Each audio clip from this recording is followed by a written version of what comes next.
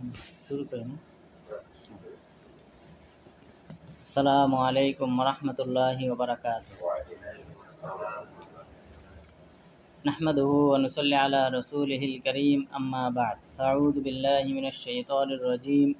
ताहा मा अंज़लना अलैकल कुरआन लितशक़ा इल्ला तज़किराताल लिमन यख्शा। समस्त प्रशंसा समस्त गुणगान সেই মহান রব্বুল আলামিনের জন্য, যিনি আমাদেরকে সাপ্তাহিক আলোচনায় উপস্থিত হওয়ার তৌফিক দান করেছেন। সেই মহান রব্বুল আলামিনের দরগাহে জানাই লাখো কোটি সুজুদ ও শুকরিয়া, আলহামদুলিল্লাহ। দুরুদ ও সালাম বর্ষিত হোক মানবতার মুক্তির দূত মুহাম্মদ সাল্লাল্লাহু আলাইহি ওয়াসাল্লামের উপর। সম্মানিত দিনী ভাইরা, আপনারা এখানে আমাদের সম্মানিত দায়ী হাফেজ কাজী জাহিদ ভাইয়ের মাধ্যমে কোরআনের অনুবাদ বা তাফসির আপনারা শুনতেন। তো তিনি সূরা মারিয়াম শেষ করেছেন। তো ইনশাল্লাহ আমি সূরা মারিয়ামের পরের সূরা তাহা থেকে শুরু করব। তো আজকে সূরা তাহার প্রথম দিকের কয়েকটি আয়াতের অনুবাদ ও ব্যাখ্যা করব। প্রথমত মহান রব্বুল আলামিন সূরা তাহা সম্পর্কে বলেন, তাহা মা আনজালনা আলাইকাল কুরআনা লিতাশকা। তাহা এটা হলো হুরুফে মুকাত্তাআত। মোট 29টি সূরার শুরুতে এই হুরুফে মুকাত্তাআত আছে, অর্থাৎ বিচ্ছিন্ন অক্ষর, বিচ্ছিন্ন অব্যয়, বিচ্ছিন্ন শব্দ। তো এই বিচ্ছিন্ন শব্দের অর্থ একমাত্র আল্লাহ তাআলা ভালো জানেন। হুরুফে মুকাত্তাআত বলা হয়, অর্থাৎ বিচ্ছিন্ন শব্দ যার অর্থ একমাত্র আল্লাহ তাআলা জানেন। তবুও কিছু কিছু আলেম চেষ্টা করেছেন বা মুফাসসিরিনগণ চেষ্টা করেছেন এই জাতীয় শব্দের ব্যাখ্যা করার। ইমাম বুখারী রাহিমাহুল্লাহ তিনি তার বুখারীতে এই শব্দটা উল্লেখ করেছেন, তাহা। তাহা তিনি ইমাম বুখারী তিনি তার কিতাবে উল্লেখ করেছেন যে এর অর্থ হলো নাবতিয়া ভাষায় তাহা হলো ইয়া রাজুল, হে ব্যক্তি, অর্থাৎ মুহাম্মদ সাল্লাল্লাহু আলাইহি ওয়াসাল্লামকে লক্ষ্য করে বলা হয়েছে হে মুহাম্মদ। এটা হলো নাবতিয়া ভাষা। ইবনে কাসির রাহিমাহুল্লাহ তিনি তার তাফসীর গ্রন্থেও একই কথা উল্লেখ করেছেন। এটা রিওয়ায়াত করেছেন আব্দুল্লাহ ইবনে আব্বাস রাদিয়াল্লাহু আনহু থেকে, যে তিনি বলেছেন তাহা শব্দের অর্থ হলো ইয়া রাজুল। তবে আমরা যেহেতু এইগুলি আসলে কোনো সনদ নেই, এগুলি হলো মুফাসসিরিনদের কওল, উক্তি, এই কারণে এই উক্তিগুলা মুহাদ্দিসিনগণ তাফসীরবিদগণ তারা উল্লেখ করেছেন, কিন্তু তবুও আমাদেরকে মূল যে থিওরি যে হুরুফে মুকাত্তাআত এটা সম্পর্কে একমাত্র আল্লাহ তাআলাই ভালো জানেন এটার দ্বারা কি উদ্দেশ্য। এরপর মহান রব্বুল আলামিন বললেন, মা আনজালনা আলাইকাল কুরআনা লিতাশকা। আমি আপনার উপর কোরআন অবতীর্ণ করি নাই আপনাকে কষ্ট দেওয়ার জন্য, অর্থাৎ আপনি কষ্ট পান এই উদ্দেশ্যে আমি কোরআন অবতীর্ণ করিনি। কেন অবতীর্ণ করেছি? ইল্লা তাযকিরাতাল লিমান ইয়াখশা, যে ব্যক্তি আল্লাহকে ভয় করে সে যেন শিক্ষা গ্রহণ করে এই পবিত্র কোরআন থেকে। এই শিক্ষা গ্রহণ করার জন্যেই আমি কোরআনটা অবতীর্ণ করেছি, অর্থাৎ ইলম অর্জন করার জন্যে আমি এই কোরআনটা অবতীর্ণ করেছি। এই কোরআনটা আপনাদের উপর কঠিন বা বোঝা চাপিয়ে দেওয়ার জন্যে অবতীর্ণ করিনি।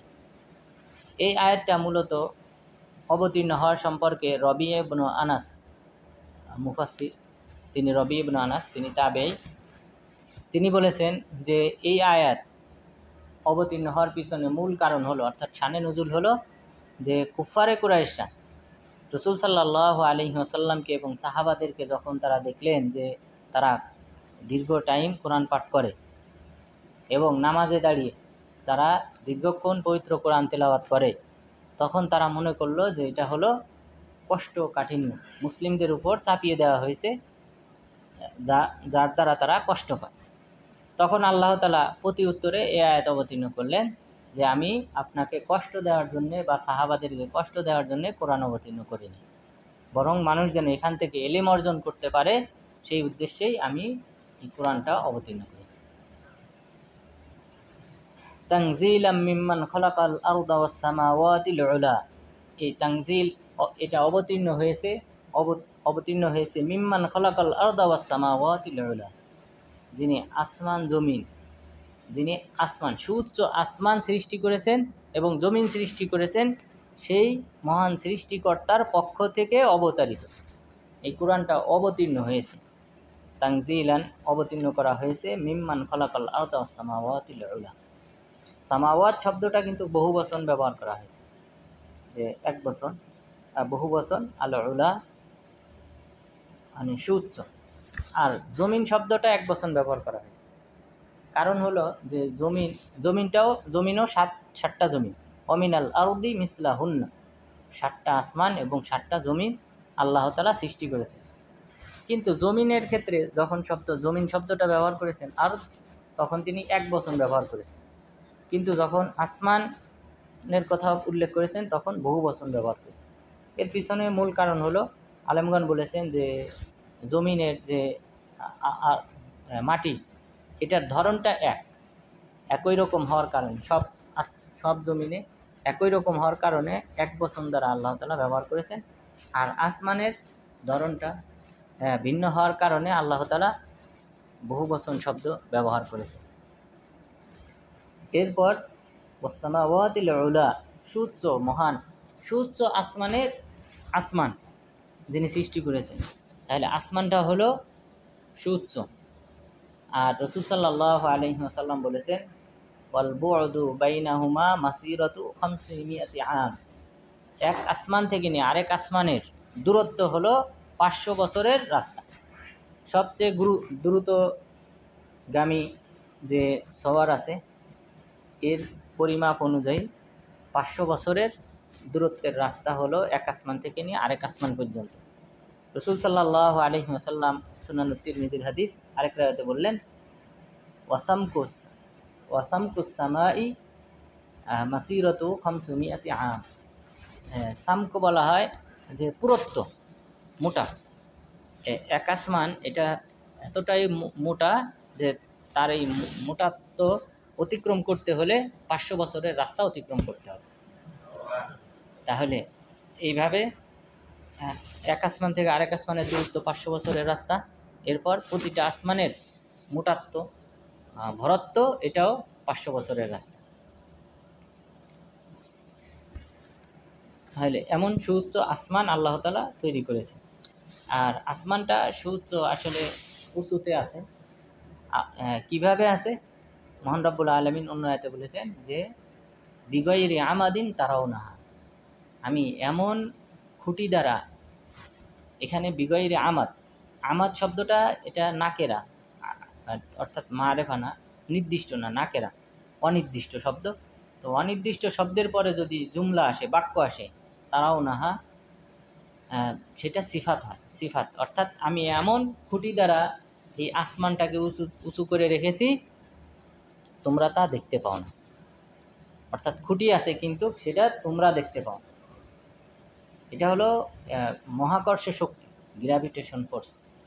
অর্থাৎ এই পৃথিবীতে, এই আসমানে যা কিছু দেখতেছেন, অর্থাৎ রাতে যত তারা দেখেন আকাশে, সবগুলা কিন্তু এই পৃথিবীর মতো এরকম মাটি বিশিষ্ট বিশাল বিশাল ভূখণ্ড।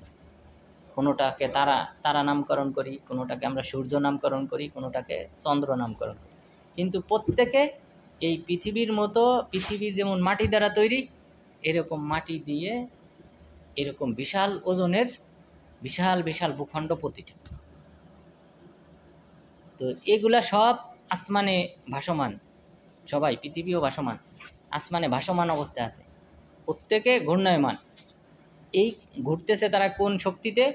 গ্র্যাভিটেশন ফোর্স, মহাকর্ষ শক্তি, অর্থাৎ চুম্বক জাতীয় শক্তি। সহজে বোঝার জন্য, যেমন আমাদের এই রুমটা যদি চতুর্দিক থেকে সমান হয়, আর উপরে নিচে চতুর্দিকে যদি সমান পাওয়ারের চুম্বক লাগানো যায়, আর এর মাঝখানে যদি একটা লোহার বল লটকিয়ে দেওয়া যায়, তাহলে কিন্তু এটা মাঝখানে লটকে থাকবে। যদি সমান পাওয়ার হয় চুম্বকের চারপাশে, উপরে নিচে চারপাশে, সমান পাওয়ার না হইলে যে যার পাওয়ার বেশি থাকবে সে কিন্তু এই বলটাকে ছিনে নেবে। এটা হলো পৃথিবীকে বোঝার জন্য, আসমান জমিনকে বোঝার জন্য উত্তম উদাহরণ। আল্লাহ তাআলা বললেন কিয়ামতের ক্ষেত্রে ওয়াজুমিআশ শামসু ওয়াল কমার, চন্দ্র সূর্যকে একাকার করা হবে।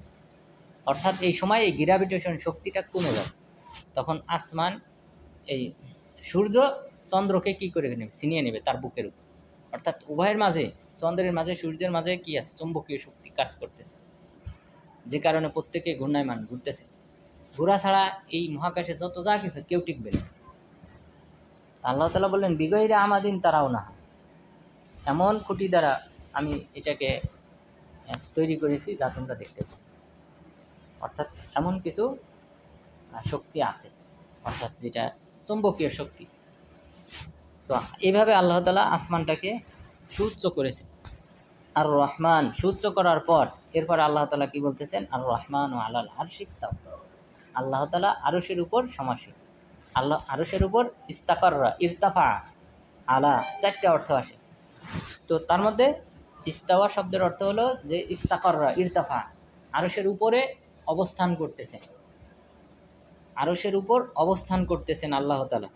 আর আরশটা হলো এই 7 আসমানের উপরে।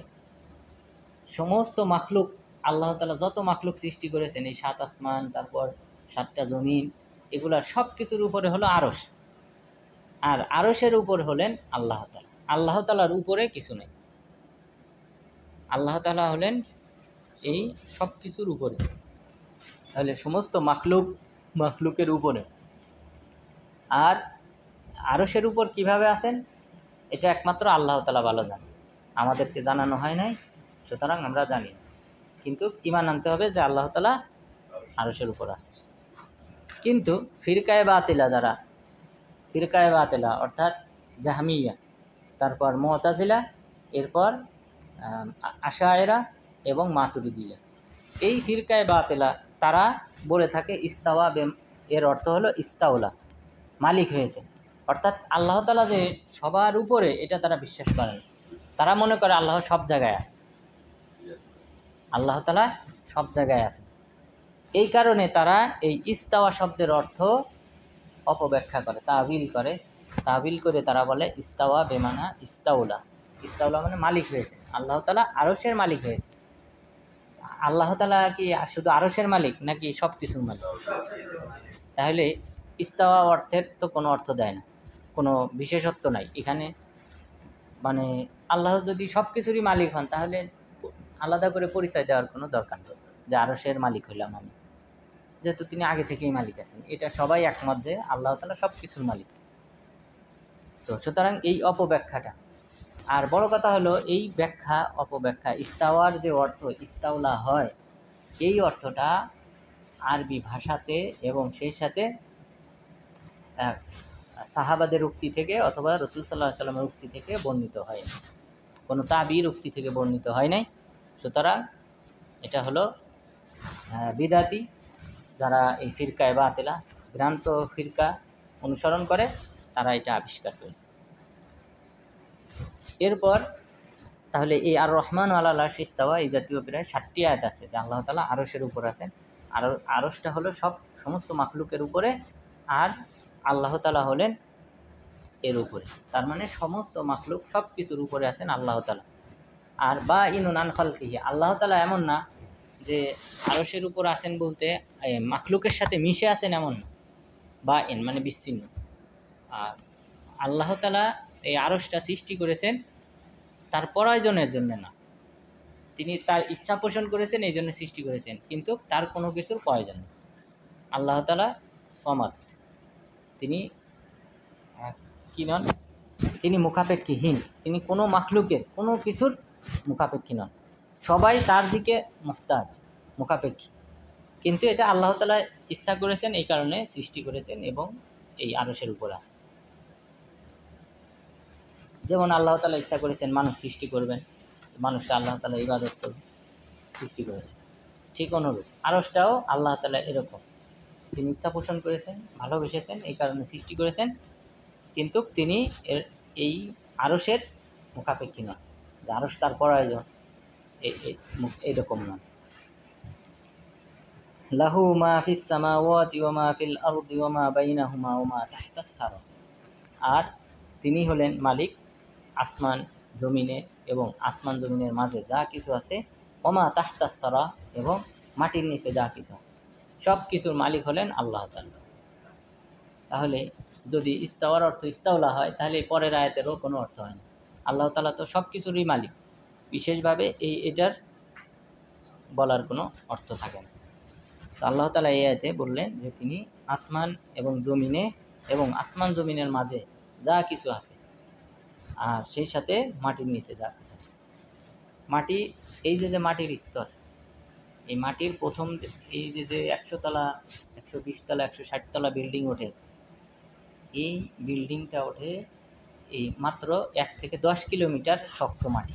এই পৃথিবীর উপরের যে ভূখণ্ডটা মাত্র 1 থেকে 10 কিলোমিটার শক্ত মাটি। এরপরের অংশ হলো গলিত লাভা, পাথরের গলিত লাভা। যেমনভাবে পাথর গলে গেলে যেমন নরম তরল পদার্থ, গরম উত্তপ্ত পদার্থ হয়, ঠিক অনুরূপ একই পদার্থ আছে ভূগর্ভে। এই কারণে আগ্নেয়গিরি, পৃথিবীতে মোট 900টি আগ্নেয়গিরি আছে, 300টি মৃত আর 600টি থেকে এখনও আগুন বের হয়। তো এই আগ্নেয়গিরি এগুলা মূলত ওই আগুনের লাভাটা বের হয়ে আসে ভূগর্ভের।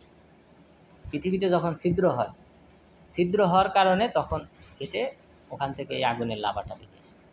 অনেক সময় যে জলোচ্ছ্বাস হয়, এর পিছনে অন্যতম একটা কারণ হলো এই আগুনের লাভাটা মাটির নিচ থেকে বেরিয়ে আসে। অর্থাৎ সমুদ্র পৃষ্ঠে 1 থেকে মাত্র 3 কিলোমিটার এর নিচেই আগুনের লাভা আছে। তো অনেক সময় এটা বের হয়ে আসে, এই কারণে এই জলোচ্ছ্বাস হয়। বিভিন্ন সময় দেখবেন অনেক সময় জলোচ্ছ্বাসের সময় পানি গরম থাকে, অর্থাৎ ওই আগুনের লাভাটা বেরিয়ে আসে। তো আল্লাহ তাআলা, এছাড়া আল্লাহ তাআলা মাটির নিচে অনেক খনিজ সম্পদ, স্বর্ণ এবং এরপর যেমন পেট্রোল, বিভিন্ন ধরনের সম্পদ আল্লাহ তাআলা, কয়লা, বিভিন্ন ধরনের সম্পদ মাটির নিচে রেখেছেন। আল্লাহ তাআলা সেই দিকে ইঙ্গিত দিয়েছেন, ওমা তাহতা তারা, জমিনের নিচে যা কিছু আছে সব কিছুর মালিক আমি। ওয়া ইন তাজহার বিল কওলি ফা ইন্নাহু ইয়ালামুস সিররা ওয়া আখফা। ওয়া ইন তাজহার, আপনি যদি উচ্চ স্বরে পাঠ করেন, বিল কওল বলতে কোরআন, আপনি কোরআনটা যদি উচ্চ স্বরে পাঠ করেন, ফা ইন্নাহু ইয়ালামুস সিররা ওয়া আখফা, তাহলে আপনি জেনে রাখেন আপনি উচ্চ স্বরে পাঠ করতে পারেন, কেননা আল্লাহ তাআলা ইয়ালামুস সির, গোপন, ওয়া আখফা, এবং যা মানুষ জানে না, বেশি গোপনীয় বিষয়, সেটাও আল্লাহ তাআলা জানে। আসির, ইয়ালামুস সিররা, আসির কাকে বলে? গোপন বিষয়। এ ব্যাপারে সাঈদ বিন জুবাইর, তিনি তাবি, শ্রেষ্ঠ তাবি, তাবিদের মধ্যে শ্রেষ্ঠ, যারা এলেমের দিক থেকে, এলেমের দিক থেকে যারা, যে সকল তাবিগণ শ্রেষ্ঠত্ব অর্জন করেছেন, তাদের মধ্যে একজন হলেন সাঈদ বিন জুবাইর। তো সাঈদ বিন জুবাইর রাহিমাহুল্লাহ, তিনি বলেছেন যে সির বলা হয় গোপন, গোপন বিষয় যেটা, সেটা আখফা, আখফাটাও গোপন, সির মানেও গোপন। তো এর পার্থক্য কি? পার্থক্য তিনি বলেছেন যে আসির, যেটা মানুষ জানে, মানুষ জানে, জানার পরে গোপন করে নিজের অন্তরে, এটাকে বলা হয় সির। ইন্নাহু ইয়ালামুস সিররা, মানুষ যেটা জানার পর নিজের মধ্যে গোপন রাখে, সেই বিষয়টাও আল্লাহ তাআলা জানেন। ওমা আখফা, আর যেটা মানুষ জানে না, যেমন আমরা আগামীকাল কি হবে আমরা জানি, তো কার মৃত্যু হবে, কে জীবিত থাকবে, আগামীকাল কী খাবো, আমরা ডিউটিতে যেতে পারবো কিনা, আমরা এই ভবিষ্যতের বিষয়গুলো আমরা জানি। তো ওয়ামা আখফা, এবং যা মানুষ জানে না এমন গোপন বিষয়ও আল্লাহ তাআলা জানেন। তাহলে এই আয়াতের অর্থ দাঁড়াবে যে আপনি যদি পবিত্র কোরআন তিলাওয়াত করেন উচ্চ স্বরে, তাহলে করতে পারেন, অর্থাৎ এই অংশটা গোপন আছে এখানে, যে আপনি যদি ওয়া ইন তাজহার বিল কওল, আপনি যদি পবিত্র কোরআনটা উচ্চস্বরে পাঠ করেন, পাঠ করতে পারেন, কেননা ফা ইন্নাহু ইয়ালামুস সিররা ওয়া আখফা, কেননা আল্লাহ তাআলা গোপন এবং যেটা বেশি গোপন সেটাও জানেন। তাহলে যেটা প্রকাশ্যে উচ্চস্বরে পাঠ করেন সেটাও তো আল্লাহ তাআলা জানেন, শোনেন। আল্লাহু লা ইলাহা ইল্লাহু লাহুল আসমাউল হুসনা। আল্লাহু লা ইলাহা ইল্লাহু, আল্লাহ তাআলা ব্যতীত কোনো মাবুদ নেই। ইলাহ বলা হয় মাবুদ, অর্থাৎ যার উপাসনা করা হয় তাকে বলা হয় মাবুদ। আল্লাহ ব্যতীত কোনো মাবুদ নেই, সঠিক মাবুদ নেই, সত্য কোনো মাবুদ নেই। অর্থাৎ মাবুদ তো অনেক আছে, হিন্দুরা প্রায় বলা যায় সব কিছুর ইবাদত করে, কোনো একটু আশ্চর্য কিছু হলে সেটার ইবাদত করে, অর্থাৎ ওদের মাবুদের সংখ্যার কোনো শেষ নেই, এমনকি শিবলিঙ্গেরও পূজা করে। তাহলে এবং এই যে ইঁদুর এগুলিরও ইবাদত করে, অর্থাৎ নিম্ন শ্রেণী উচ্চ শ্রেণী সব ধরনের মাবুদ তাদের মধ্যে আছে, মাবুদের সংখ্যার কোনো শেষ নেই। আল্লাহ তাআলা বললেন এই কারণে আমরা এখানে বলবো সত্য কোনো মাবুদ নেই, সত্য শব্দটা উল্লেখ করতে হবে। আল্লাহু লা ইলাহা ইল্লাহু, আল্লাহ তাআলা ব্যতীত সত্য কোনো মাবুদ নেই, অর্থাৎ অন্যান্য মাবুদ আছে তারা বাতিল মাবুদ, আর আল্লাহ তাআলাই হলেন একমাত্র সত্য মাবুদ। লাহুল আসমাউল হুসনা, তার জন্য রয়েছে অসংখ্য সুন্দর সুন্দর নাম। আল আসমাউল হুসনা, সুন্দর সুন্দর নাম। রাসূল সাল্লাল্লাহু আলাইহি ওয়াসাল্লাম বলেছেন, ইন্না লিল্লাহি তিসআও ওয়া তিসঈনা ইসমান মিআতান ইল্লা ওয়াহিদা মান আহসাহা দাখালাল জান্নাহ। আল্লাহ তাআলার 99টি নাম আছে, 100টি তবে একটি কম, অর্থাৎ 99টি নাম আছে, যদি কেউ এটা হেফাজত করে তাহলে সে জান্নাত। মান আহসাহা দাখালাল জান্নাহ, যে হিফজ করবে, মুখস্থ করবে এবং সে অনুযায়ী আমল করবে সে জান্নাত। তাহলে এই আল্লাহ তাআলার নামের যে গুরুত্ব আছে, আল্লাহ তাআলার নামের গুরুত্ব কয়েকটা দিক থেকে। প্রথমত ওসিলা করা যায় কিসের মাধ্যমে? আল্লাহ তাআলার নামের মাধ্যমে এবং সিফাতের মাধ্যমে, গুণাগুণ। আল্লাহ তাআলার নাম এবং সিফাত উভয়টার মাধ্যমেই আল্লাহ তাআলাকে কাছে ওসিলা করা যায়, যে আল্লাহ তোমার নামের ওসিলায় তুমি আমার পাপ ক্ষমা করো, তুমি গফফার, তুমি ক্ষমাকারী। গফফার, তারপর না, গফফারের মধ্যে 3টা নাম আছে আল্লাহ, মানে ক্ষমাকারী 3টা অর্থ আছে, আল গফির, আল গফফার, আল আফু। হে আল্লাহ তুমি হলেন যে গফফার ক্ষমাকারী, আল গফির ক্ষমাকারী, আল আফু ক্ষমাকারী। এই 3টা নামেরই অর্থ কিন্তু ক্ষমাকারী। তো তখন বান্দা কিভাবে ওসিলা করবে? যে হে আল্লাহ তোমার এই নামের ওসিলায়, তোমার আল গফফার, তোমার গফফার নামের ওসিলায়, গফুর নামের ওসিলায়, গফির নামের ওসিলায়, আফু নামের ওসিলায় তুমি আমার পাপ ক্ষমা করো। আল্লাহ তাআলা দোয়া কবুল করবে। এটা হলো একটা মাধ্যম, দোয়া কবুল হওয়ার অন্যতম একটা মাধ্যম হলো আল্লাহ তাআলার নাম এবং সিফাতকে ওসিলা করা।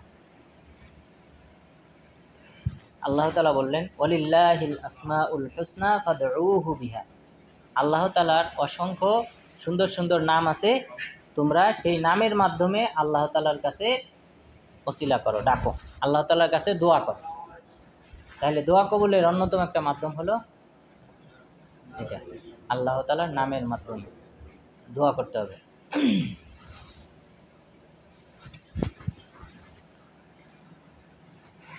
আর সুন্দর সুন্দর নাম হাদিসে উল্লেখ করা হলো কতটা? 99টি নাম আছে। যদি কেউ এটা হেফাজত করে, মুখস্থ করে, সে অনুযায়ী আমল করে, তাহলে সে জান্নাতি। তো এটা হলো 99টা নাম, এটা নির্দিষ্ট না, মানে আল্লাহ তাআলার 99টা নাম যদি কেউ মুখস্থ করে তাহলে সে জান্নাতি। কিন্তু এর চেয়ে বেশি নাম আছে, সেগুলোও যদি কেউ মুখস্থ করে তাহলে সে আরও জান্নাতে যাওয়ার বেশি হকদার। আরও নাম আছে। রাসূল সাল্লাল্লাহু আলাইহি ওয়াসাল্লাম বলেছেন দোয়ার মধ্যে যে আল্লাহুম্মা ইন্নী আসআলুকা বিকুল্লি ইসমিন সাম্মাইতাহু লাক আও আল্লামতাহু আহাদাম মিন খালকিক আও আনজালতাহু ফি কিতাবিক আও ইস্তাতারতা ফি ইলমিকা ইনদাক, যে হে আল্লাহ আমি তোমার কাছে দোয়া করি, বিকুল্লি ইসমিন, দোয়া করতেছি তোমার প্রতিটি নামের মাধ্যমে, যে নামের মাধ্যমে তুমি নিজেকে নামকরণ করেছো, অথবা তুমি এই নামগুলি তোমার কোনো এক বান্দাকে শিক্ষা দিয়েছো, অথবা তুমি তোমার এই নামগুলি পবিত্র কোরআনে উল্লেখ করেছো, অথবা তুমি নিজের কাছে এই নামটা গোপন রেখেছো। এই অংশটা হলো আমাদের দলিল যে আল্লাহ তাআলার নাম 99টা না, বরং ইস্তাতারতা বিইলমিক, যে তুমি নিজের কাছে গোপন রেখেছো, অর্থাৎ কাউকে অবহিত করো না এই নামটা। তো এটা হলো দলিল যে আল্লাহ তাআলার আরও অনেক নাম আছে, যে নামগুলো আল্লাহ তাআলা মানুষকে, নবীগণকে, বান্দাদেরকে শিক্ষা দেন নাই, বরং নিজের কাছে রেখেছে। তো তাহলে আল্লাহ তাআলার অসংখ্য নাম আছে, 99টা না বরং আরও বেশি, কিন্তু 99টা যদি কেউ মুখস্থ করে সে হবে জান্নাত। সুতরাং এই 99টা নাম মুখস্থ করতে হবে। এটা হবে আগামী সপ্তাহে আপনাদের পড়া, এটা মুখস্থ করে আসবে। ঠিক আছে? আপনাদের কোনো গ্রুপ আছে নাকি এখানে? গ্রুপ আছে, তাহলে গ্রুপে অ্যাড করেন, ওখানে নামগুলো অর্থ সহ পাঠিয়ে দিলাম, আপনারা মুখস্থ করে রাখবেন, ঠিক আছে?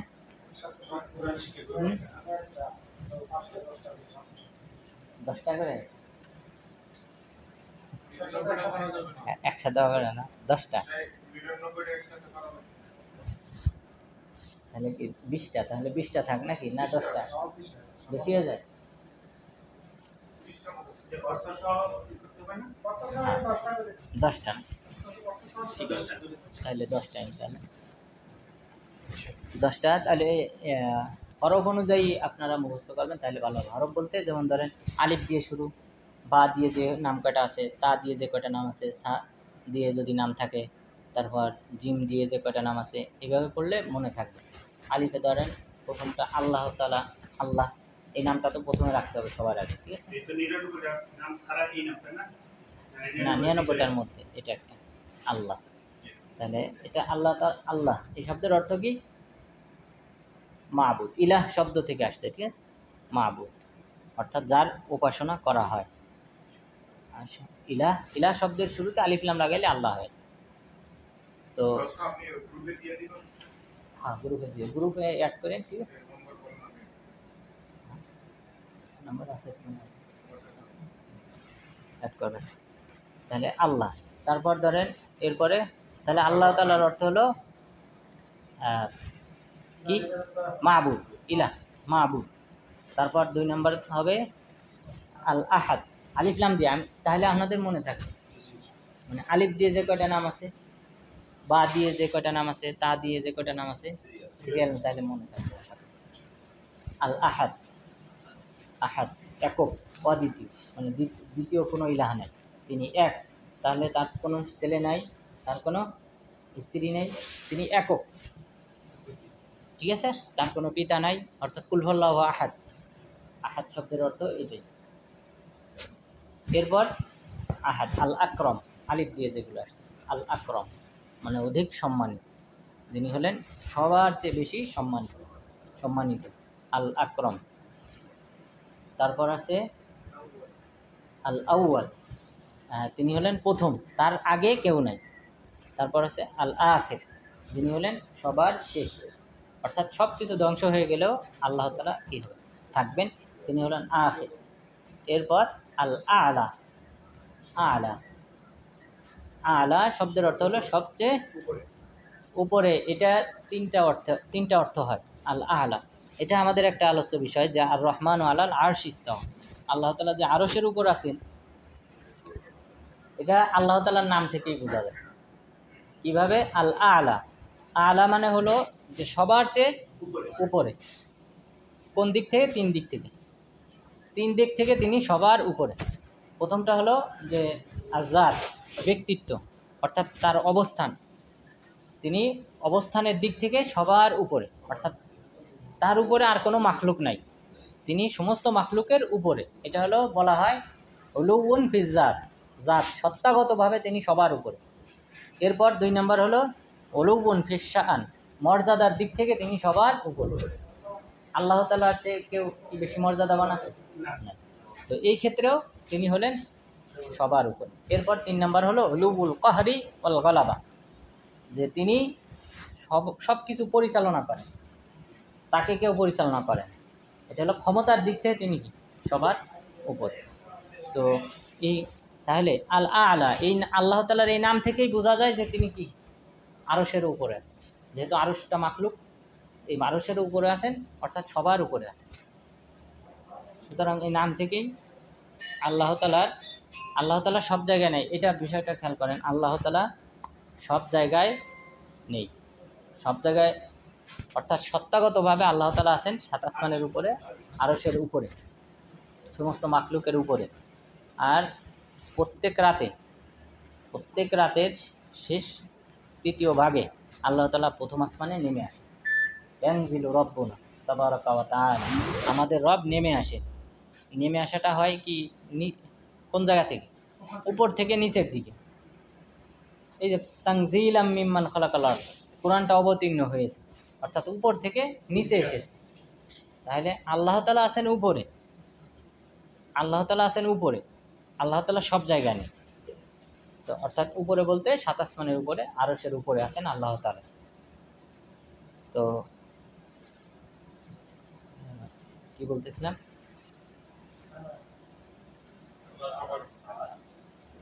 সবার উপরে, হ্যাঁ শেষ নেমে আসেন, নেমে আসা থেকে বোঝা যায় যে তিনি 7 আসমানের উপরে আছেন, সেখান থেকে নিচে নেমে আসেন। এরপর আখির, আখির আমরা বললাম। তারপর এরপরে আলিফ দিয়ে মোটামুটি নাম শেষ। এরপরে বা দিয়ে অনেকগুলো নাম আছে, কয়েকটা নাম আছে। আল বারি, সৃষ্টিকর্তা, অর্থাৎ যিনি আসমান জমিন সব কিছু মাখলুক সব সৃষ্টি করেছেন, আল বারি। তারপর আছে আল বাসিত, বাসিত যিনি হচ্ছেন বাসাতে আপসিত মানে হলো করা, আয়ত্ত করা, আয়ত্ত করে নেন সব কিছু তার অধীনে, তার জ্ঞানে। এরপর হলো আল বাতিন, যিনি হলেন লা ইয়াখফা আলাইহি শাই, যে বাতিন অর্থাৎ তিনি সব কিছু জানেন, গোপনীয় বিষয় সব জানেন, বাতিন। এরপরে হলো বাসির, এরপরে হচ্ছে আলবার। বাসির মানে তিনি হলেন দেখেন, অর্থাৎ বান্দাদেরকে 7 আসমানের উপর থেকে সব কিছু, সমস্ত মাখলুক সব কিছু পর্যবেক্ষণ করেন, পরিচালনা করেন, দেখেন, শোনেন এবং পরিচালনা করেন, বাসির। এরপর আলবার, বার হলো কল্যাণময়, যার পক্ষ থেকে কল্যাণটা আসে। বাসির না, বাসিরের অর্থ একটাই, দেখেন আর কি, 7 আসমানের উপর তিনি দেখেন। আর সামিয়া মানে আরেকটা না, শোনেন। আর আলিম জানেন, সব কিছু জানেন। এরপর আল মুদাব্বির, পরিচালনা করে, আসমান জমিন সব কিছু পরিচালনা করে। এরপর তা দিয়ে আছে একটা, তাওয়াব, তওবা কবুল করে। তো এখানে মনে হয় 11টা হয়ে গেছে। তো ইনশাল্লাহ এই আপনারা এই 10টা তাহলে ইনশাল্লাহ মুখস্থ করবেন। ইনশাল্লাহ আমি লিখে গ্রুপে করবো, আরবি বাংলা 2টা লিখে সেন্ড করবো। এরপর একটা বিষয়ের দিকে ইঙ্গিত দিতে চাই, সেটি হলো যে তাহলে এটা হলো প্রথম পড়া, যে আপনারা আল্লাহ তাআলার যে 99টি নাম আছে এটা মুখস্থ করবেন। এরপর একটা বিষয় ইঙ্গিত দেবো যে আল্লাহ তাআলা, আমরা যে বললাম ফিরকায়ে বাতিলা, 4টা ফিরকার কথা বললাম, জাহমিয়া, এরপরে মুতাজিলা, এরপরে 3 নম্বর হলো আশায়েরা, এরপর হলো মাতুরিদিয়া। এই 4টি ফিরকায়ে বাতিলা, তারা আল্লাহ তাআলা যে উপরে আছেন এটা বিশ্বাস করেন। তারা মনে করে যদি আমরা বলি যে আল্লাহ তাআলা আরশের উপরে আছেন, তাহলে আল্লাহ তাআলাকে একটা নির্দিষ্ট স্থানে সীমাবদ্ধ করা হয়। তাদের এটা হলো যুক্তি, যে এটা হলো তাদের আকীদা। এই কারণে তারা কখনোই স্বীকার করে না যে আল্লাহ তাআলা আরশের উপরে আছেন, অর্থাৎ একটা নির্দিষ্ট স্থানে, এটা তারা অস্বীকার করে। অথচ পবিত্র কোরআনে শাইখুল ইসলাম ইবনু তাইমিয়া রাহিমাহুল্লাহ তিনি বলেছেন যে বাযু আসহাবিল শাফিঈ ক্বালু ফিল কুরআনি আলফু দালিলিন তাদুল্লু আলা আন্নাল্লাহ তাআলা আলিন আলা খালকিহি ওয়া কাহিরুন আলা ইবাদিহি, যে কোরআনে 1000 বা তার চেয়েও বেশি দলিল আছে যেখান থেকে বোঝা যায় যে আল্লাহ তাআলা সমস্ত মাখলুকের উপরে আছে। কতটি দলিল? 1000টি দলিল। 1000টি দলিল আছে পবিত্র কোরআনে, যা থেকে বোঝা যায় যে আল্লাহ তাআলা আছেন আরশের উপরে। আমরা এই দলিলগুলার শুধু প্রকারভেদ উল্লেখ করব, অর্থাৎ যে দলিলগুলা যে 1000 হতে পারে, আমরা নমুনা উল্লেখ করব ইনশাল্লাহ, আপনারা বুঝবেন যে হ্যাঁ 1000টা দলিল হওয়া সম্ভব। প্রথম যে দলিল আত-তাসরিহ বিল উলুউল মুতলাক, আল্লাহ তাআলা স্পষ্টভাবে উলুউল মুতলাক অর্থাৎ সব কিছুর উপরে আছেন, ঊর্ধ্বে আছেন এমন শব্দ নিজের ক্ষেত্রে ব্যবহার করেছেন। এটা হলো 3টা শব্দ। 3টা শব্দ দ্বারা আল্লাহ তাআলা বুঝিয়েছেন যে আমি সব কিছুর উপরে, অর্থাৎ আল্লাহ তাআলার 3টা নাম আছে, তিনি যে সবার উপরে এই অর্থ বহন করে। প্রথম নামটি হলো আলা আলী, আলী মানে হলেন উপরে সমুন্নত, যিনি হলেন সব কিছুর উপরে সমুন্নত। এরপরে 2 নম্বর নাম হলো আল আলা, যিনি হলেন সব কিছুর উপরে। এরপর 3 নম্বর হলো আল মুতাআলি। আল মুতাআলি যিনি হলেন মুতাআলি, সবার উপর কর্তৃত্বশীল, সবার উপরে। তো এই 3টি শব্দ উলুবুল মুতলাক বলা হয়, অর্থাৎ যে তিনি যে সব দিক থেকে, অর্থাৎ আমরা 3টা পয়েন্ট বললাম যে 3 দিক থেকে আল্লাহ তাআলা সব কিছুর উপর। প্রথমটা হলো উলুবুল জাত, সত্তাগতভাবে যে আল্লাহ তাআলার অবস্থানটা সমস্ত মাখলুকের উপরে, আল আলা। এই 3টা নাম থেকেই এই অর্থ বহন করে। এরপর 2 নম্বর অর্থ হলো যে আল্লাহ তাআলা উলুবুল শাআন, মর্যাদা, মান মর্যাদার দিক থেকে আল্লাহ তাআলার সমকক্ষ কেউ নেই। আল্লাহ তাআলা হলেন মান সম্মানের দিক থেকেও সবার উপরে। এরপর 3 নম্বর অর্থ হলো উলুবুল কাহার, অর্থাৎ আল্লাহ তাআলা সমস্ত মানুষ, পৃথিবী সব কিছু কী করেন, পরিচালনাকারী, পরিচালনার দিক থেকে তিনিও সবার উপরে। এই 3 দিক থেকে আল্লাহ তাআলা সবার উপরে। মহান রব্বুল আলামিন বলেছেন, ইযা লাযাহাবা কুল্লু ইলাহিন বিমা খালাকা ওয়ালা আলা বা'দুহুম আলা বা'দ, যে যদি পৃথিবীতে আল্লাহ তাআলা ছাড়া অন্য কোনো, অর্থাৎ এই সৃষ্টিকুলের মধ্যে আল্লাহ ছাড়া যদি অন্য কোনো ইলাহ থাকতো, তাহলে একজন আরেকজনের উপর কী করত, কর্তৃত্ব নাই বলে কেউ কর্তৃত্ব করে না, একই নিয়মে পৃথিবী চলতেছে। এরপর আল্লাহ তাআলা বললেন, সুবহানাহু ওয়া তাআলা আম্মা ইউশরিকুন, তারা যে আল্লাহ তাআলার সাথে শিরিক করে, সুবহানা তিনি হলেন মুক্ত, ওয়া তাআলা এবং মুক্ত একই অর্থ, ওয়া তাআলা উপরে, আম্মা ইউশরিকুন তারা যে শিরিক করে, ইহা থেকে আল্লাহ তাআলা হলেন সম্পূর্ণ মুক্ত, অর্থাৎ দোষ ত্রুটি আল্লাহ তাআলার সাথে সামঞ্জস্যপূর্ণ নয়। দোষ ত্রুটির ঊর্ধ্বে হলেন আল্লাহ তাআলা, অর্থাৎ এটা হলো উলুবুল কদর, মান সম্মানের দিক থেকে আল্লাহ তাআলা সবার উপর, কোনো প্রকার ত্রুটি আল্লাহ তাআলার সাথে সামঞ্জস্যপূর্ণ না।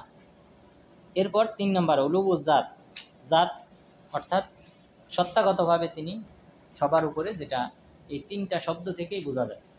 তো আল্লাহ তাআলা এই নামগুলোই উল্লেখ করেছেন যে ওয়াহুয়াল আলিয়ুল আযীম, তিনি হলেন আলী, সবার উপরে, আযীম মহান। ওয়া আন্নাল্লাহা হুয়াল আলিয়ুল কাবীর, নিশ্চয় আল্লাহ তাআলা হলেন আলী, অর্থাৎ সবার উপরে, আল কাবীর সম্মানিত। আলিমুল গায়বি ওয়াশ শাহাদাতিল কাবীরুল মুতাআল, আল্লাহ তাআলা হলেন গায়েব, দৃশ্য অদৃশ্যের সব কিছু জ্ঞাত, তিনি সব কিছু জানেন, আল কাবীর মহান, আল মুতাআল যিনি হলেন সবার উপরে। তো এরপর আল্লাহ তাআলা বলেন, সাব্বিহ ইসমা রাব্বিকাল আলা, আপনি আপনার রবের নামে তাসবিহ পাঠ করেন, যিনি হলেন আলা, সবার। এই 3 দিক থেকে, এই 3টা বিষয় খেয়াল রাখবেন, কিন্তু 3 দিক থেকে আল্লাহ তাআলা সবার উপরে। কি কি? মান সম্মান, সত্তাগতভাবে মান সম্মান, এরপর পরিচালনা ইত্যাদি দিক থেকে।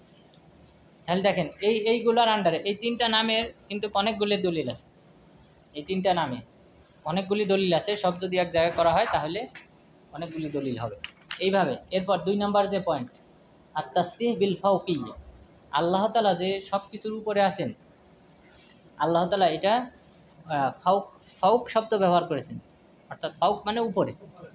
এরপরে ফাউক শব্দের পরে মিন উল্লেখ করেছেন। মিন উল্লেখ যদি করা হয় তাহলে এটা সত্তাগতভাবে বোঝায় যে সত্তাগতভাবে তিনি সবার উপরে। এ ব্যাপারে অনেকগুলি দলিল আছে, তার মধ্যে একটি হলো মহান রব্বুল আলামিন বলেন, ইয়াখাফুনা রাব্বাহুম মিন ফাওকিহিম, তারা অর্থাৎ ফেরেশতাগণ তারা ভয় করে তাদের রবকে, মিন ফাওকিহিম তাদের উপর থেকে, অর্থাৎ ফেরেশতাদের উপরে কে আছেন? আল্লাহ তাআলা। তাহলে তারা তাদের ফাউক উপর থেকে আল্লাহকে ভয় করে।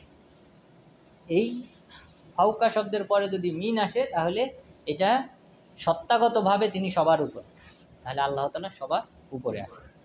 এরপর মিন ছাড়া, অর্থাৎ মিন শব্দ ছাড়াই শুধুমাত্র ফাউক, আল্লাহ তাআলা উপরে আছেন এমন শব্দ ব্যবহার করেছেন। ওয়াহুয়াল কাহিরু ফাওকা ইবাদ, আল্লাহ তাআলা হলেন তার বান্দাদের উপর কর্তৃত্বশীল, অর্থাৎ এটা হলো যে কোন দিক থেকে উপরে? ক্ষমতার দিক থেকে, পরিচালনার দিক থেকে, এই দিক থেকে তিনি হলেন, অর্থাৎ 3 প্রকারের এক প্রকার, এই দিক থেকে তিনি হলেন সবার উপরে।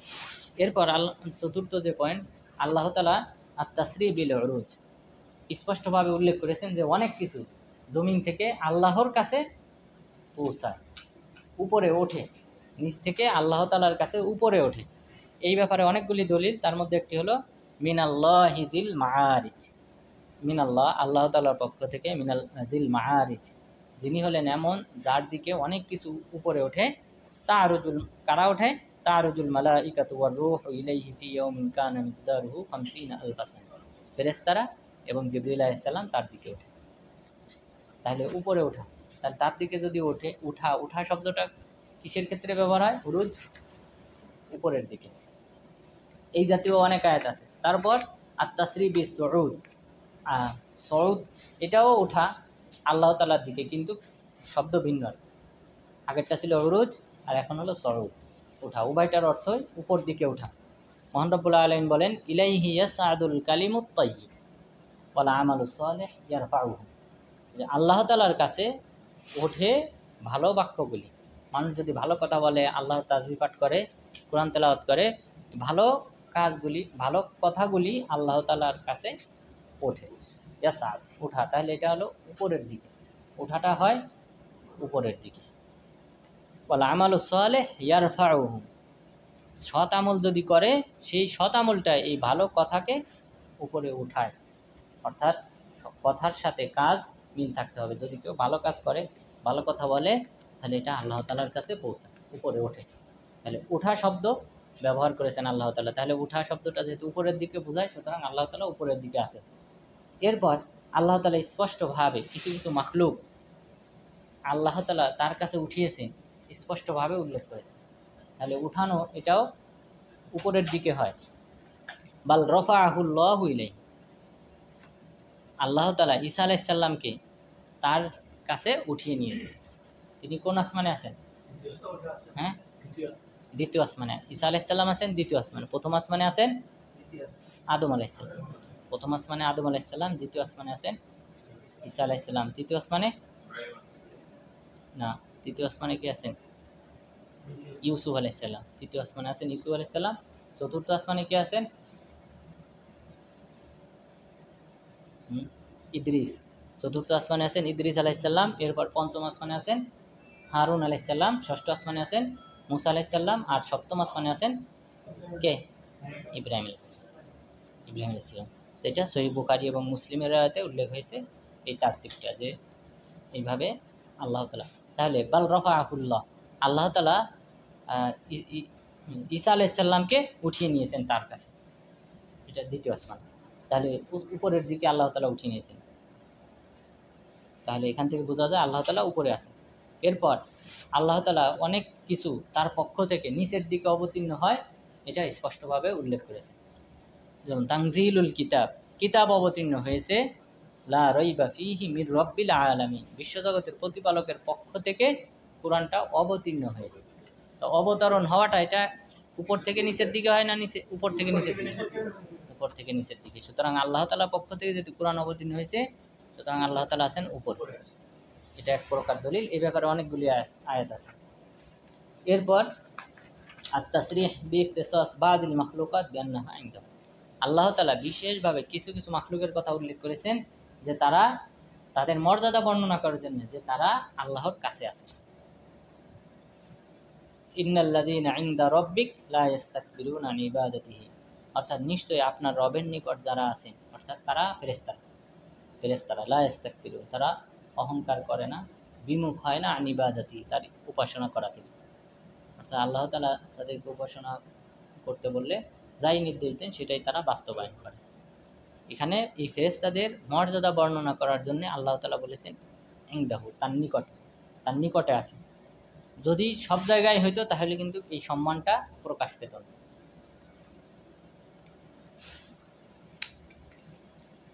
এরপর কোরআনের ক্ষেত্রে বলেছেন ইয়ামহুল্লাহু মা ইয়াশা ওয়া ইসবিত ওয়া ইনদাহু উম্মুল কিতাব, যে আল্লাহ তাআলা যা চান এই কোরআন থেকে অনেক কিছু মানসুখ করেন, বাতিল করেন, আর যা চান ঠিক রাখেন। ওয়া ইনদাহু উম্মুল কিতাব, কিন্তু মূল যে নুসখা আছে সেটা আল্লাহর কাছে আছে, এটাতে কোনো পরিবর্তন হয় না। লাউহে মাহফুজেরটা পরিবর্তন হয়, কিন্তু আল্লাহ তাআলার কাছে যেটা আছে সেটাতে কোনো পরিবর্তন হয় না। তাহলে এখানেও আল্লাহ তাআলার কাছে কি আছে? মূল নুসখা আছে, এটা উল্লেখ করেছেন। এরপর আল্লাহ তাআলা স্পষ্ট ভাষায় বলেছেন যে তিনি আসমানে আছেন, উপরে আছেন। আমিনতুম মান ফিস সামাই আন ইয়াখসিফা বিকুমুল আরদা ফাইদা হিয়া তামুর তোমরা কি ভয় পাও না, তোমরা কি নিজেদেরকে নিরাপদ মনে করো সেই সত্তা থেকে যিনি আছেন আসমানে, জমিন ধসিয়ে তোমাদেরকে ধ্বংস করে দেবেন না, ইহা থেকে কি তোমরা নিজেদেরকে নিরাপদ মনে করো সেই সত্তা থেকে যিনি আছেন উপরে আসমানে। তাহলে আল্লাহ তাআলা স্পষ্টভাবে বললেন যে তিনি আছেন আসমানে, তিনি সব জায়গায় নাই। এটা হলো কুফরি আকীদা, সব জায়গায় আল্লাহ তাআলা বিরাজমান, এই কথাটা হলো কুফরি। যে ব্যক্তি বলবে, বিশ্বাস করবে, সে কাফের। জাহাম বিন সফওয়ান সর্বপ্রথম এই কথার প্রবক্তা। তাকে মুসলিম খলিফা 127 হিজরিতে তাকে ফাঁসি দিয়ে হত্যা করেছিলেন এই কুফরি করার কারণে। জাহাম বিন সফওয়ান, যদি ইসলামী শাসন ব্যবস্থা থাকতো তাহলে এখনও এই কুফরির বিরুদ্ধে নিশ্চয়ই মুসলিম খলিফা সোচ্চার থাকতেন। কিন্তু এখন ওই ইসলামী খেলাফত আমাদের দেশে না থাকায় এই সমস্যা। আমরা সবাই মনে করি যে আল্লাহ তাআলা সব জায়গায় কোন দিক থেকে আছেন? আল্লাহ, ওই যে বললাম যে আল্লাহ তাআলা দেখেন, আল্লাহ তাআলা সেই 7 আসমানের উপর থেকে, সেখান থেকেই দেখেন। এরপর তিনি শোনেন, এরপর তিনি জানেন তারা কি করতেছে বা কি করবে ভবিষ্যতে, সব কিছু জানেন। তারা কি দোয়া করতেছে, কি চায়, সব কিছু জানেন। জানার পরে আল্লাহ তাআলা বান্দাকে সেই অনুযায়ী সহযোগিতা করেন। সেই সহযোগিতার জন্যে আল্লাহ তাআলার সবার সাথে থাকতে হবে এমন না, আল্লাহ তাআলা সেখানে থেকেই। যেমন আমাদের প্রধানমন্ত্রী যদি বলেন বাংলাদেশি প্রত্যেক নাগরিকের আমি সাথে আছি, তার অর্থ কী হবে? অর্থ হবে যে বাংলাদেশি নাগরিক যে দেশেই থাক, তার যদি পাসপোর্টের কোনো সমস্যা থাকে, তারপর অন্য কোনো যদি ঝামেলা থাকে, তাহলে সেটা তিনি কী করবেন? সমাধান করবেন। এটা সহযোগিতা। তো ওর অনুরূপ কিছু কিছু আয়াতে আল্লাহ তাআলা এরকম কথা উল্লেখ করেছেন যে তিনি সবার সাথে আছেন। ইন্নাল্লাহা মা'ান, আল্লাহ তাআলা আমাদের সাথে আছেন। এর অর্থ হলো তিনি সত্তাগতভাবে না, বরং সাহায্য, সহযোগিতা ইত্যাদি দিক থেকে মুমিনদের সাথে আছেন। এটা হলো সাহায্য, সহযোগিতা, দেখা শোনা এবং পরিচালনা করা, এই দিক থেকে আল্লাহ তাআলা সবার সাথে। কিন্তু মূলত সত্তাগতভাবে আল্লাহ তাআলা আছেন 7 আসমানের উপরে আরশে। তো এভাবে তাহলে তিনি স্পষ্টভাবে আসমানে আছেন এই কথা উল্লেখ করেছেন। এরপর আত-তাসরিহ বিল ইস্তিওয়া, আল্লাহ তাআলা ইস্তাওয়া শব্দ অর্থাৎ তিনি আরশের উপর কি হয়েছেন? সমাসীন। আর আরশটা হলো সমস্ত মাখলুকের উপরে, সুতরাং তিনিও সবার উপরে। আর রহমান আল্লাহ আশিস, এই ব্যাপারে 7টি আয়াত অবতীর্ণ হয়েছে। এরপর ফিরাউন আরও বেশি জানে। ফিরাউনকে যখন মুসা আলাইহিস সালাম দাওয়াত দিলেন, তখন ফিরাউন কাকে নির্দেশ দিল? তার যে হামান, তার মন্ত্রী হামানকে নির্দেশ দিল, তুমি ইবনিলি সরহান, তুমি একটা আমার জন্য প্রাসাদ নির্মাণ করো, একটা সিঁড়ির মতো নির্মাণ করো, যা দিয়ে আমি উপরে লাআল্লি আত্তালিউ আলা ইলাহি মুসা, ইলাহি মুসা, আমি যেন মুসা আলাইহিস সালামের ইলাহকে দেখতে পাই। অর্থাৎ মুসা আলাইহিস সালাম ফিরাউনকে বলেছিল যে আমার রব কোথায় থাকে? উপরে থাকেন, আসমানে আছে। তখন ফিরাউন কি করলো? হামানকে নির্দেশ দিল যে তুমি একটা কি বানাও, এরকম একটা কিছু তৈরি করো, যার মাধ্যমে যেন আমি তার ইলাহকে দেখতে পারি। তাহলে এখান থেকে বোঝা যায় যে আল্লাহ তাআলা উপরে আছে। এরপর হাদিসেও ঠিক একইভাবে, এখানে প্রায় 11টা পয়েন্ট। এই 11টা পয়েন্ট, প্রত্যেকটা পয়েন্টের নিচে 15-20টা করে দলিল জমা হবে। এরপর আবার হাদিসের ক্ষেত্রেও অনুরূপ এরকম 16টা পয়েন্ট আছে। হাদিসের ক্ষেত্রে আরও বেশি পয়েন্ট, এটা ইনশাআল্লাহ অন্য সপ্তাহে বলবো। তো এই পয়েন্টগুলি থেকে স্পষ্টভাবে প্রমাণিত হয় যে আল্লাহ তাআলা 7 আসমানের উপরে আছেন। আমাদের আকীদা আগে ঠিক হতে হবে। ঈমান, আকীদাটা হলো ঈমান। এই ঈমানটা আগে সঠিক হতে হবে, তারপরে আমল যা করি আমরা এটা উপকার আসবে। যদি আকীদা ঠিক না থাকে, কোনো ব্যক্তি যদি এই কুফরি আকীদা পোষণ করে, বললাম তো জাহাম বিন সফওয়ানকে ফাঁসিতে ঝুলানো হয়েছিল এই অপরাধে। আল্লাহ তাআলা সব জায়গায় আছেন এই আকীদা পোষণ করার কারণে, প্রথম তাও 127 হিজরিতে, কত পরে, অর্থাৎ ফিরকায়ে বাতিলাগুলি 80 হিজরির পর থেকে শুরু হয়েছে। 80 হিজরির পর থেকে ফিরকায়ে বাতিলা। আর খাওয়ারেজ আর শিয়া এটা 40 হিজরির পরে শুরু হয়েছিল। 40 হিজরির পর থেকে মূলত ফিরকায়ে বাতিলাগুলি আবির্ভাব শুরু করে, জাহমিয়ারা শুরু করে 2য় শতকে। তো এই অপরাধে যেহেতু হত্যা করা হয়েছিল, সুতরাং এখান থেকে আমরা স্পষ্টভাবে বলতে পারি যে এটা কুফরি আকিদা। আগের মুসলিম খলিফারাও কখনো মেনে নেন নাই এবং আমাদেরকে এটা মেনে নেওয়া যাবে না, বরং আমাদেরকে এই আকিদা প্রচার করতে হবে। যেহেতু অসংখ্য দলিল শাইখুল ইসলাম ইবনে তাইমিয়া বললেন, শাফি মাযহাবের আলেমগণ উল্লেখ করেছেন যে প্রায় 1000টি দলিল আছে পবিত্র কোরআনে, যেখান থেকে বোঝা যায় যে আল্লাহ তাআলা 7 আসমানের উপরে আছেন। এরপর আমরা ফিরকায় 4টি ফিরকায় বাতিলার কথা উল্লেখ করলাম। এখানে আরেকটু ইঙ্গিত দিই যে বর্তমান মুসলিম বিশ্বের যে 4টি মাযহাব আছে, মাযহাবকে কিন্তু ফিরকা বলা হয় না।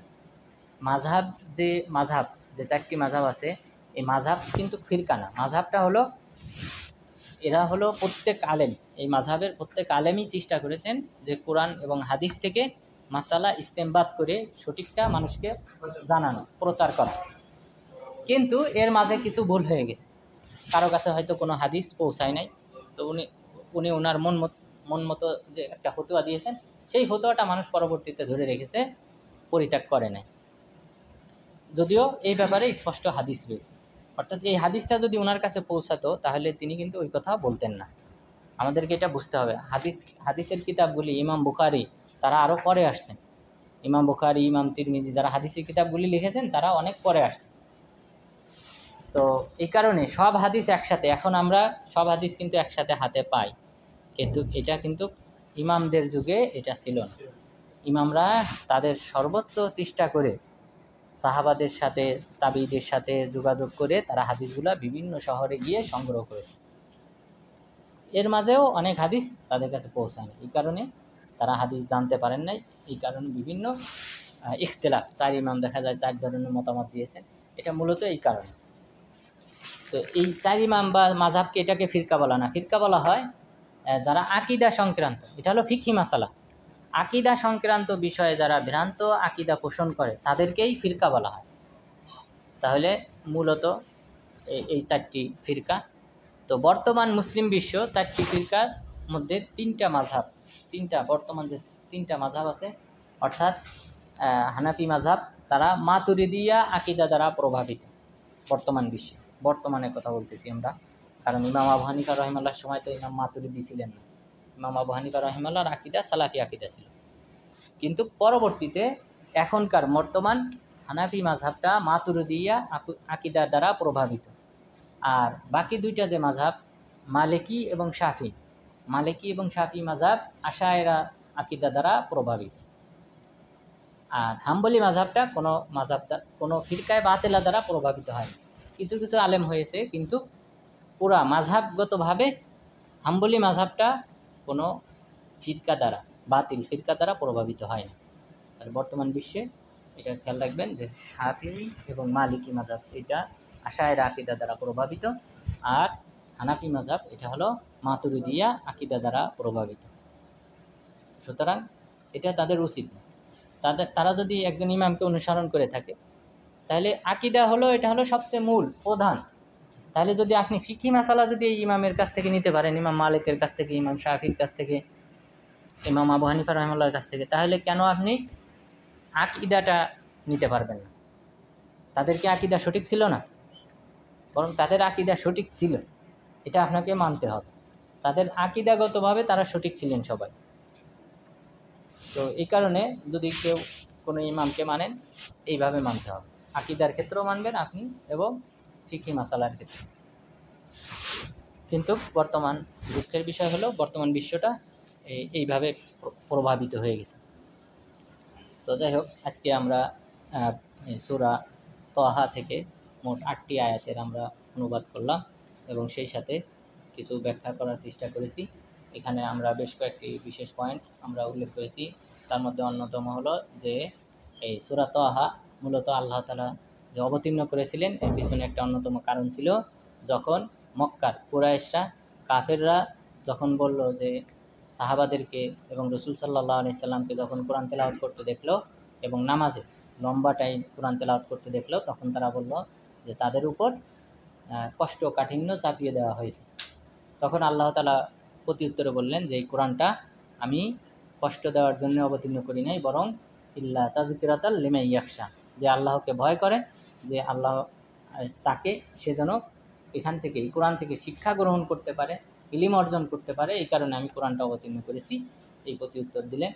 এরপর এখানে আল্লাহ তাআলা 7 আসমানের উপরে আসমান জমিন সৃষ্টি করেছেন, এবং আসমানের ক্ষেত্রে আমরা বললাম যে আসমানটা এটা খুঁটি আছে, তবে সেই খুঁটি আমরা দেখতে পাই না, এটাকে গ্র্যাভিটেশন ফোর্স বলে। মহাকর্ষ শক্তির মাধ্যমে এই মহাকাশে যা কিছু আছে সবগুলি ঝুলন্ত অবস্থায় আছে। এরপর আল্লাহ তাআলার অগণিত সুন্দর সুন্দর নাম রয়েছে, তার মধ্যে যদি কোনো ব্যক্তি 199টি নাম মুখস্থ করে, আল্লাহ তাআলা বিনিময়ে তাকে জান্নাত দান করবে। সুতরাং আগামী সপ্তাহে আপনারা যারা গ্রুপে নাই, গ্রুপে অ্যাড হবেন, আর যারা গ্রুপে আছেন তারা লক্ষ্য রাখবেন এবং এখান থেকে মুখস্থ করবেন। ইনশাল্লাহ এই 10টি নাম অর্থসহ ইনশাল্লাহ আপনাদের গ্রুপে পাঠিয়ে দেবো, আপনারা এটা মুখস্থ করবেন, আগামী সপ্তাহে মুখস্থ শোনাবেন ইনশাল্লাহ। এরপর আর এই নামের মাধ্যমে আল্লাহ তাআলার যে নামগুলি আছে সুন্দর সুন্দর নাম, এই নামের মাধ্যমে কি করতে হয়? দোয়া করতে হয়, আল্লাহ ওসিলা করে, যে আল্লাহ তোমার গফফার নামের ওসিলায়, গফুর নামের ওসিলায়, আফু নামের ওসিলায়, গফির নামের ওসিলায়, এই 4টা নামেরই অর্থ হলো ক্ষমা কর। তুমি এই নামের ওসিলায় তুমি আমাকে ক্ষমা করে দাও, আমার পাপসমূহ ক্ষমা করে দাও, তাহলে আল্লাহ তাআলা দোয়া কবুল করে। তো আল্লাহ তাআলা যেন আমাদের সবাইকে এই আল্লাহ তাআলা সম্পর্কে জ্ঞান অর্জন করা, এটা হলো শ্রেষ্ঠ জ্ঞান, আল্লাহ তাআলা সম্পর্কে জ্ঞান অর্জন করা, এবং সেই সাথে আল্লাহ তাআলা যে বিধান দান করেছেন, পবিত্র কোরআন দিয়েছেন, আমরা সেই পবিত্র কোরআন শিক্ষা করা এবং সেই অনুযায়ী নিজেদের জীবনযাপন করার মাধ্যমে ইহকালীন এবং পরকালীন সফলতা অর্জন করতে পারি। আল্লাহ তাআলা যেন আমাদের সবাইকে সেই তৌফিক দান করেন। আমিন। ওয়া আখিরু দাওয়ানা আলহামদুলিল্লাহি রাব্বিল আলামিন। কারো কোনো প্রশ্ন আছে? হ্যাঁ বলেন।